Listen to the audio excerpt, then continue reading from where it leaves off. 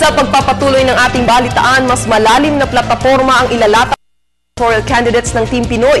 Inihayag ito ng mga tagapagsalita ng koalisyon sa pangunguna ni Partido Liberal na sina Congressman Miro Quimbo at Erin Tanyada sa pagsisimula ng kampanya para sa midterm elections. Para sa karagdagang detalye, balitaan mo kami, Jackie Sai. Formal na ilulunsad ng Liberal Party ang kampanya ng 12 senatoriable sa Plaza Miranda na palatandaan ng pakikipaglaban sa korupsyon at kahirapan. Very significant, it is a place of struggle and it is a place where the Liberal Party has been known for its principled platform-based campaign. Ang mensahe ng Pangulo pagdating sa good governance sa tuwid na daan ay panibagong pakikipaglaban para sa panibagong yugto, para sa bagong demokrasya. Gustong siguraduhin ng Pangulo ang pananatili sa pag-unlad ng bansa.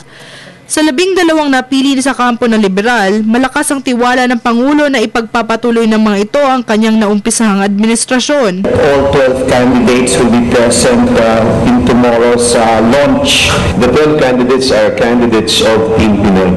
Magsisimula ang proclamation rally sa pagkanta ng national anthem, pagdarasal, opening remarks ni Mayor Alfredo Lim, pagsasalita ng una ang 6 na kandidato, intermission number, speeches ng huling 6 na senatoriables at closing remarks ng Pangulong Aquino. Sa programang ito, binigyan lamang ng 6 to 8 minutes ang mga LP senators upang magsalita. That they are part of a team that is supportive of the President's advocacies as well as his programs.